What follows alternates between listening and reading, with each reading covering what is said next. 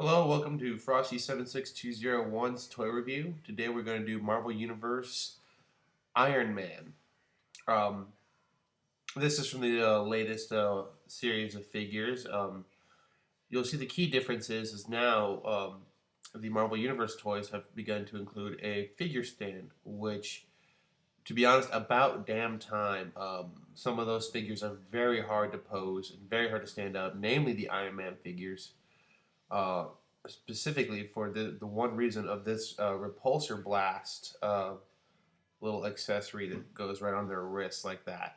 It would, on the normal figures, it weighs them down and makes them fall forward, making it very hard to keep them on the shelves. Um,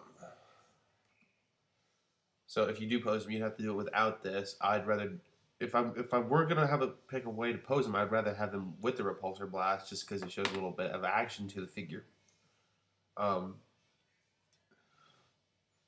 to describe the Marvel Universe articulation, it's here at the ankles, very similar to what GI Joe's been doing. Double jointed knees, that upper torso.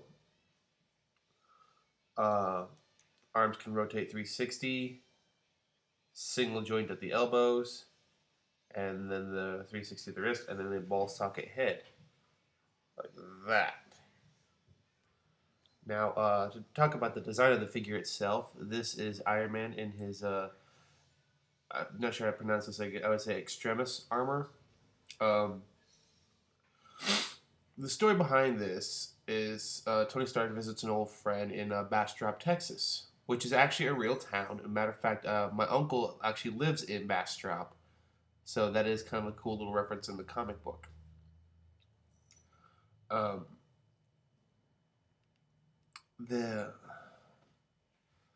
But anyways, what it is Tony Stark had to inject this extremis virus into his body, and it allows him to communicate with his suit more effectively. So it's instead of being just a man in an armor suit, he and the armor are now more or less one entity. This allows him to put the suit on at any given moment in time. He can put it back in a suitcase like he did back in the 90s and 80s. Um, so the suit's once again portable, which is one of the big problems is that in the comic books at the time is they made the suit so complicated they had to have a whole tech team available to install him into a suit, which made deployment times very, very slow. Um, they also and just more into the figure itself. You can notice like a darker red paint scheme against this gold right here. I love the detail that they put into the face, like the lines they decide to ink those in, and that really brings out a good quality right there. I really like that. The eyes I'm not too crazy about. Honestly, he looks like he's kind of Japanese there. um, Problems with the figure. Like I said, he's not very posable on his own 2 feet. It's like you almost have to use the figure stand. Um, and he'll stand up, but if you put that repulsor blast on, forget it. The hips also are really restricting. You can move only that far out, that much in, and forget about trying to put the leg out like that because it just kicks back. You'd have to like twist it up like this, and then he looks like he's trying to do like a rocket thing. Um, so the hips, you can see all these points on that.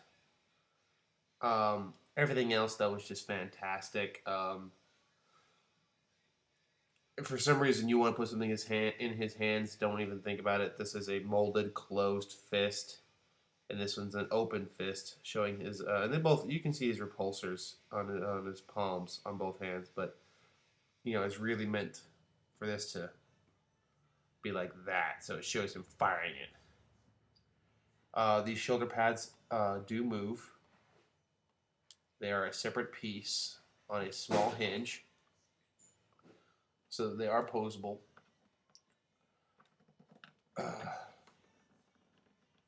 And he fits very nicely on his figure stand. So, I mean, now that they've started to include the stands, I think it's a huge improvement on the figures themselves. Um, as you can see, now I have no problem standing him up. And just throw on that repulsor blast right back there, and boom, you have the invincible Iron Man.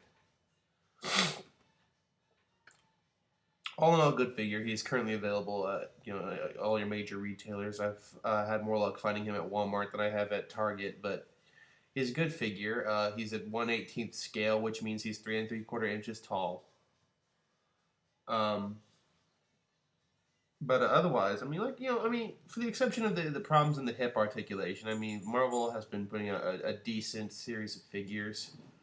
And the good thing about these is, if you're a G.I. Joe collector like myself, is these are, go very well in, you can integrate them into that collection, especially since Marvel actually published the first series of the G.I. Joe comic books.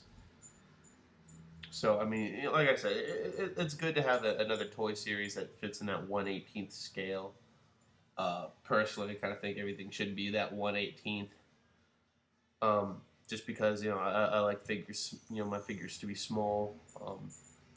I'm not that big of a fan of 12-inch dolls, or really like the oversized 8-inchers.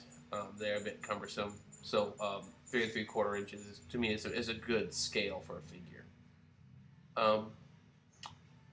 But as far as Iron Man himself is concerned, I mean, he's a welcome addition to anyone's Hall of Armor or Marvel collection.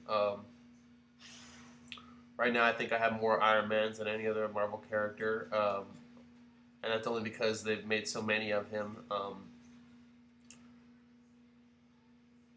Between him, Thor, and the Punisher, I think those are my 3 favorite Marvels. But as far as figures, yeah, this one's definitely the go-to Iron Man figure, I would think. All right, well, thank you for watching, and everyone have a good day.